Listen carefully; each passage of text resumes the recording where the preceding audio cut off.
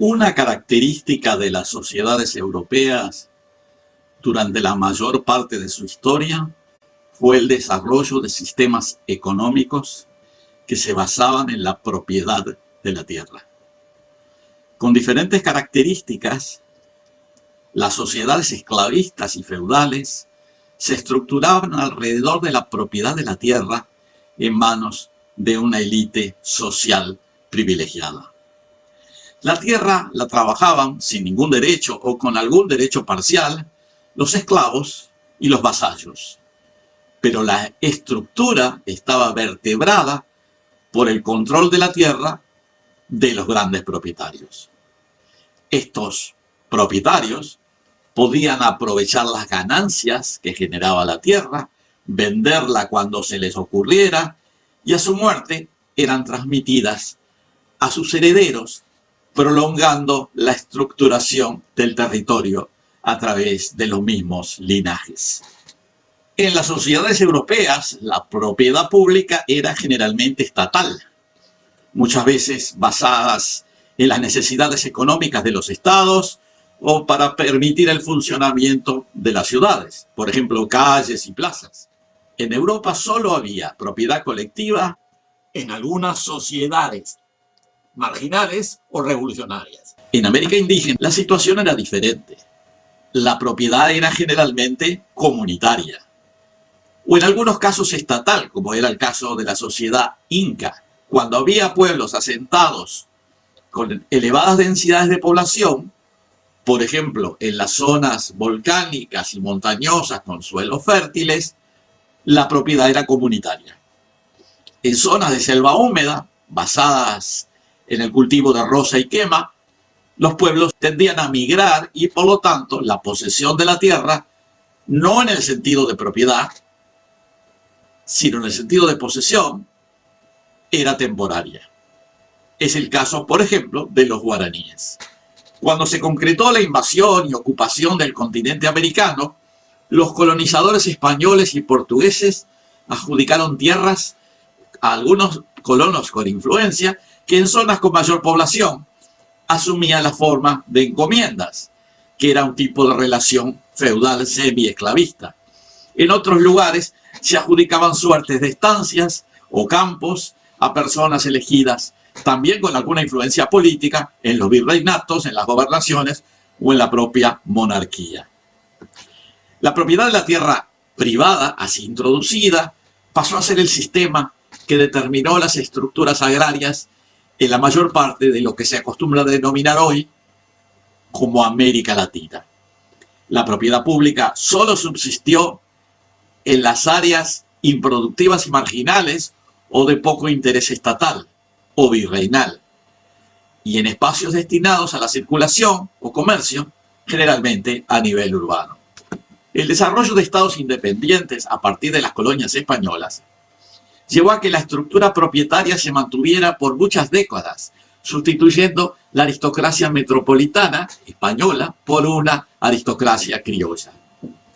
En el siglo XX, y frente al desarrollo del sistema capitalista, industrial y comercial a nivel global, hubo un periodo en que muchos estados, a veces liderados o apoyados por una burguesía de nuevo corte, decidieran ampliar la esfera de la propiedad pública a través de reformas agrarias o nacionalizaciones de espacios territoriales.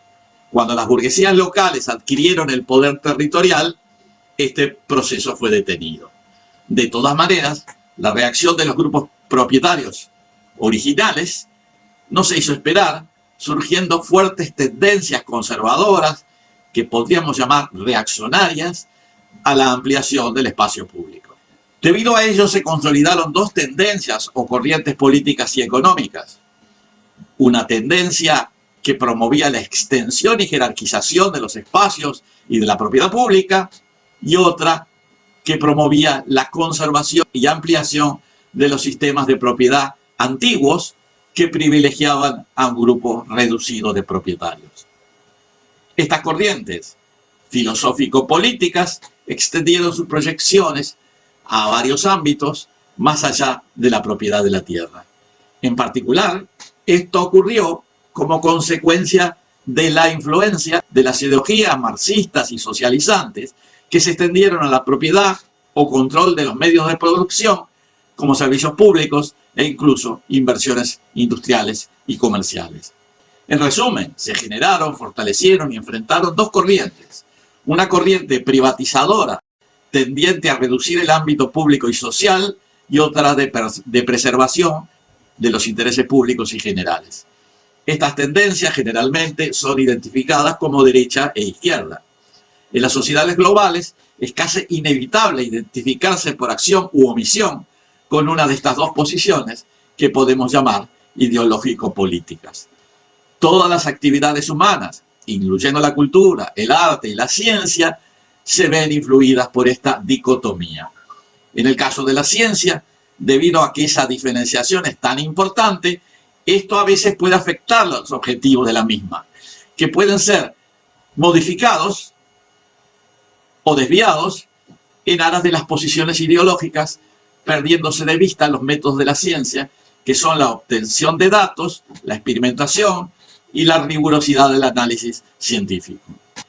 Desde mi punto de vista, en ciencia, si uno empieza eligiendo un bando, puede equivocar el enfoque, aunque hay que reconocer que de todas maneras y al final puede ser y suele ser necesario elegir un bando. Sin embargo, en ciencia, repito, hay que comenzar eligiendo los datos fríos y neutrales de la realidad y desarrollar su procesamiento de análisis en forma rigurosa, procurando no desviarse de la realidad y de la verdad. Hoy la ciencia se ha pegado tanto a estas dos formas de ver la realidad que a veces hay que efectivizar su separación. Algunos ejemplos en que la realidad científica se despega de las grandes tendencias, que podríamos llamar políticas, y a los efectos pondré sintéticamente algunos ejemplos que ya he desarrollado en presentaciones anteriores. Uno de los ejemplos es el dióxido de carbono, que obviamente no es ni de izquierda ni de derecha. El dióxido de carbono no es un contaminante, tal como se señala en forma frecuente, como da la impresión a través de las campañas catastrofistas, sino el nutriente de la vida, el principal nutriente de la vida. Esta deformación también llevó a que se desconozca el rol del carbono como elemento e incluso se promueva su eliminación indiscriminada en los vertidos y emisiones, sin comprender lo que es el carbono, qué es lo que representa y qué rol juega en los procesos naturales, físicos y químicos. El cambio climático es otro ejemplo, que es consecuencia de lo anterior. Se ha impuesto la idea del calentamiento global, sobre el cual los datos crudos son insuficientes. El ascenso alarmante de los niveles marinos, cuando se trata de un fenómeno normal en la historia planetaria y no parecería causar ninguna situación nueva que no se pueda controlar. También se habla del derretimiento inevitable de los polos, sobre el cual hay datos contradictorios, o sobre el origen fósil, sobre los hidrocarburos, cuando todo parece indicar que su origen es mineral. Y esto se da también a nivel de la antropología, en donde se dogmatizó el supuesto origen sabanero de la especie humana en África, con la exclusión de la etapa acuática que propuso la científica británica Ellen Morgan. Así como mencioné un conjunto de ideas claves en donde se ve que el dogmatismo orientado políticamente en alguna dirección está fijando las posiciones teóricas, académicas e incluso las estrategias políticas, considero que ha llegado el momento de pensar la ciencia, y en particular las disciplinas que están vinculadas a la ciencia, directa o indirectamente, como una metodología de los seres humanos que debe ser separada en la medida de lo posible, no siempre es posible, de las grandes tendencias político-ideológicas.